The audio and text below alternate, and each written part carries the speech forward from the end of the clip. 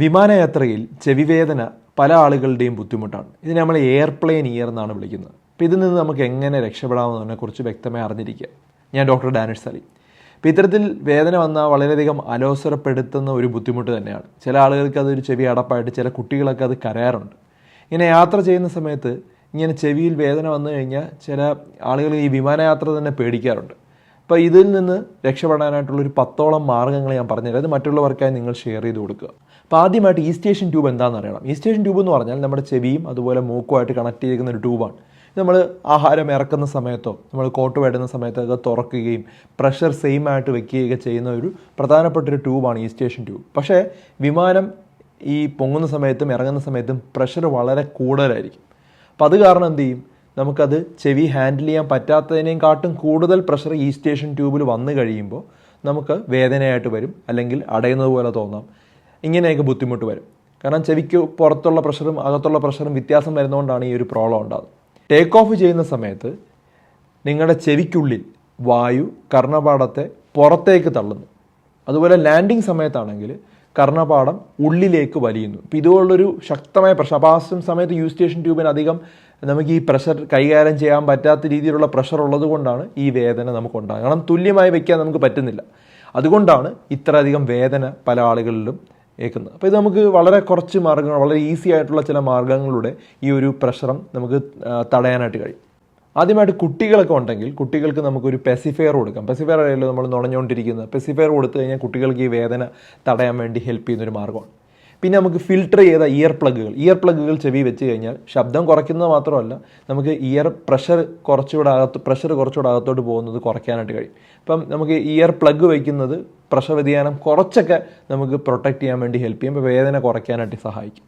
പിന്നെ എന്തെങ്കിലും ച്യൂവിംഗം ചവച്ചുകൊണ്ടിരിക്കുന്നത് നല്ലതാണ്, അല്ലെങ്കിൽ എന്തെങ്കിലും ഒരു ക്യാൻഡി നുണഞ്ഞുകൊണ്ടിരിക്കുന്നതും കുറയ്ക്കാൻ വേണ്ടി ഹെൽപ്പ് ചെയ്യും. ഇടയ്ക്കിടയ്ക്ക് കോട്ടുവായി ഇടുന്നത് ഹെൽപ്പ് ചെയ്യുന്നതാണ്.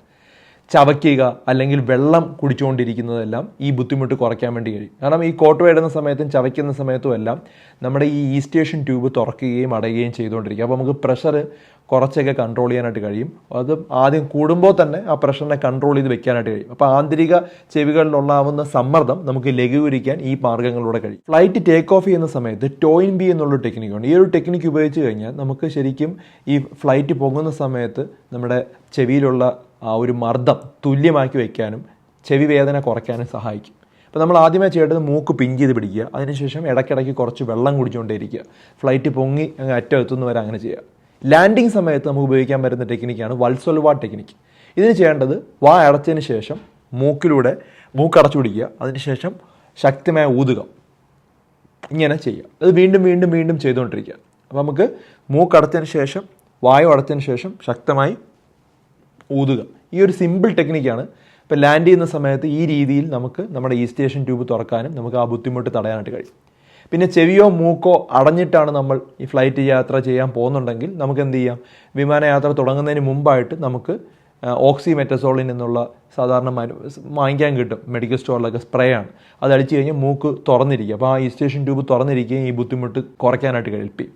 പിന്നെ നമുക്ക് ആവി പിടിക്കാം. ചില ആളുകൾക്ക് ഫ്ലൈറ്റ് ഇറങ്ങിയതിന് ശേഷവും ചെവി അടപ്പും അതുപോലെ മൂക്കടപ്പമൊക്കെ വരാം. അപ്പോൾ അത് അവർക്ക് ആവി പിടിക്കുന്നത് നല്ലതാണ്. ആവി പിടിച്ചാൽ ഈ മൂക്ക് വഴി ഈ സൈനസ് ഓപ്പൺ ആവാനും അതുപോലെ ഈ ഈസ്റ്റേഷൻ ട്യൂബ് ഓപ്പൺ ചെയ്യാനും ഹെൽപ്പ് ചെയ്യും.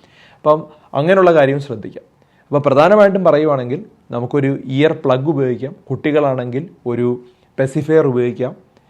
ബബിൾക്കം അല്ലെങ്കിൽ ച്യൂവിംഗം ചവയ്ക്കാം. വെള്ളം കുടിക്കാം. ടോയിൻ ബി ടെക്നിക്ക് ചെയ്യാം. വത്സൽവാ ടെക്നിക്ക് ചെയ്യാം. ആവി പിടിക്കാം.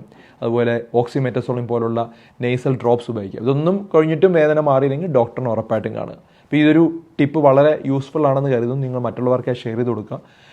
ഒത്തിരി ആളുകൾ ഇടയ്ക്കിടയ്ക്ക് ചോദിക്കുന്ന ഒരു സംശയമാണിത്. മറ്റൊരു വീഡിയോയുമായി ഡോക്ടർ ഡി ബെറ്റർ ലൈഫ് ഉടനെ വരുന്നതായിരിക്കും. Take care everyone.